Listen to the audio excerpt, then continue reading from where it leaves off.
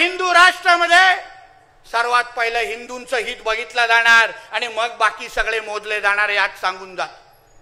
म्हणून कोणीही प्रशासनामध्ये किंवा कुठलाही अधिकारी वाकड्यामध्ये जात असेल ना, मला अरे बाबा नको जाऊ, नको जाऊ, स्वतःची काळजी असेल ना तर निश्चित नको जाऊ।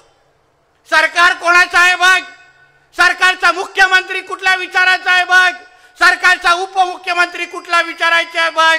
ते बघितल्यानंतर समोर आलेल्या कुठल्या हिंदूवर अगर तू अन्याय करशील तर परत 24 तास पण त्या खुर्चीवर तू राहणार नाही, एवढी काळजी आम्ही निश्चित पद्धतीने घेऊ।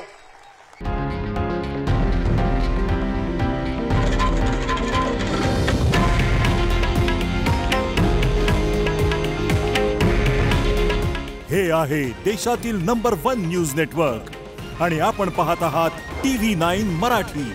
काळजी तुमची, हित महाराष्ट्राचं।